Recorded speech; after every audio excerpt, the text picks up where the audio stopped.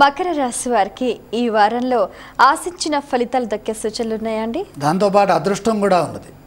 6 గ్రహాలు రక్షిస్తున్నాయమ్మా. ప్రధానంగా షష్ఠోపజయగతుడైన రాహువు, జన్మస్థ భాగ్య వరప్రసాది అయినటువంటి శుక్రాచార్యుల వారు, అలాగే లాభగతుడైన బృహస్పతి, బుద్ధిబలాన్ని ప్రసాదించే బుధుడు ద్వితీయ గతుడై, అలాగే సప్తమంలో చంద్రుడు, తృతీయంలో రవి విశేషమైనటువంటి శుభాన్ని ఇస్తున్నారు.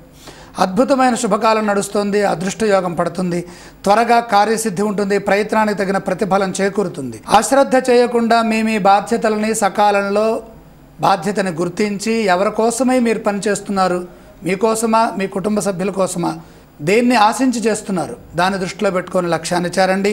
కళ సాకారం అవుతుంది. మంచి ఫలితాలు ఉన్నాయి. అన్ని విధాలా రాణిస్తారు. రాణింపు ఎక్కువగా ఉంది. నైపుణ్యం పెరుగుతుంది. గ్రహబలం అంటే అర్థం ఏంటి? నైపుణ్యం పెరగటం.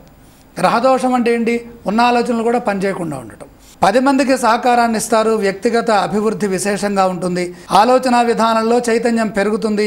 కుటుంబ సభ్యులతో కలిసి బంగారు భవిష్యత్తుకు అవసరమైనటువంటి నిర్ణయం ఒకటి తీసుకుంటారు. మనసులోని కోరిక నెరవేరుతుంది. ఎదురు చూస్తున్నటువంటి అంశంలో పురోగతి ఉంటుంది. ధర్మం రక్షిస్తుంది.